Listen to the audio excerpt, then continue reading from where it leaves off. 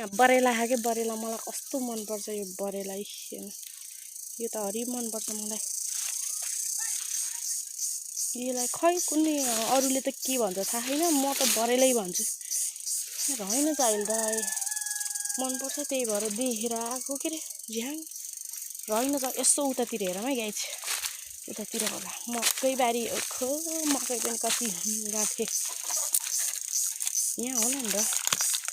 छन् होला काँचै पनि मिठो हुन्छ दुई दिन त भएन काँचै त मिठै हुन्छ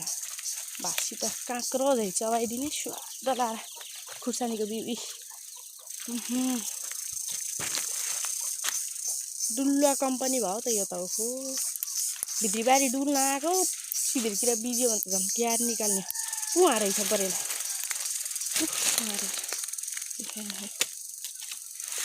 ओखो के को अन्डा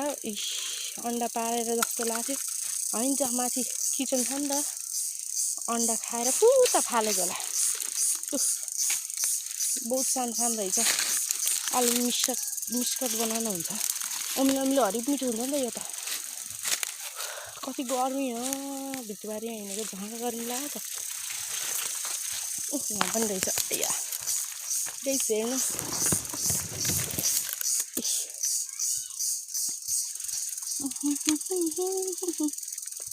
भाइ टमाटर हेर्नु न सुकेको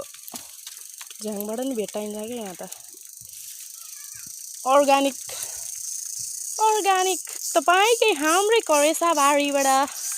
फलाइएका अनेकौं थरीका के भन्नु हेर्नु के खाने हो भन्दा के खाने के चाहियो लो भन्नु हजुरहरूलाई के चाहियो ओहो घडाङ घुडुङ गर्छ त हौ मेरो कुरा सुन्ने बित्तिकै घडाङ घुडुङ गर्छ त कति राम्रा टमाटर हो काँचै खाइदिउँ जस्ता काँचा मुहा हाल्यो भने त क्रिप्प हो खो यस्ता राम्रा टमाटर